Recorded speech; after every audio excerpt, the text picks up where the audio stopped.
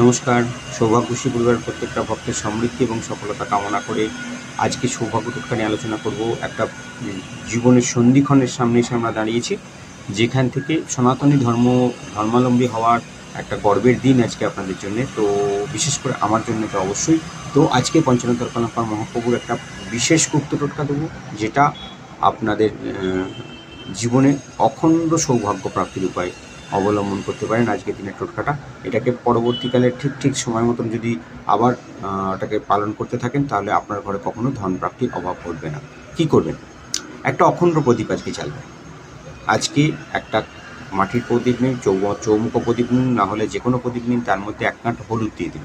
কাঁচা হলুদ, শুকনো হলুদ কোনো ব্যাপার নয়, হলুদ দিয়ে দিন। এবং একটা সাদা কাগজের মধ্যে ওম রামচন্দ্রায় রামভদ্রায় মমোধর সর্ব মনস্কামনা পূর্ণ করন্তু স্বাহা মন্ত্রটাকে লিখুন। লিখে সেই কাগজটা, সাদা কাগজে লাল কালিতে ছোটো ছোটো করে লিখে সেটাকেও তেলের মধ্যে ভিজিয়ে দিন এবং প্রদীপটা জ্বালুন অখণ্ড।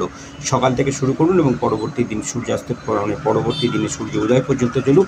আপনার ঘরে সম্পূর্ণ সমৃদ্ধি লাভের রাস্তা উন্মুক্ত হবে। এবং একটা সৌভাগ্য পুটলি বা রাম পুটলি তৈরি করুন, যেটাকে আজকে যাদের বাড়িতে ভগবান রামচন্দ্রের মূর্তি নেই বা ছবি নেই, সেখানে তারা আজকে ছবি একটা প্রতিষ্ঠা করুন এবং তার কাছে এটাকে রাখুন এবং প্রত্যেক শুক্লপক্ষের নবমীর দিনে এটাকে পরিবর্তন করতে থাকুন।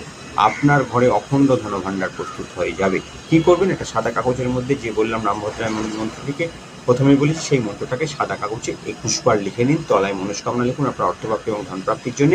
এবং তার মধ্যে এক গাঁট হলুদ, একটা ভর্তুকি এবং 21টা গোটা ধনে, একটা শ্বেত পুষ্প আর শ্রীবৃদ্ধি এবং সফলতা প্রাপ্তির জন্য একটা 1 টাকার কয়েন রেখে আপনি কাগজটাকে ভালো করে রোল করে মুড়ে নিন। হলুদ কাপড়ে বাঁধুন এবং হলুদ সুতো দিয়ে বন্ধ করুন, মুখটা বাঁধুন।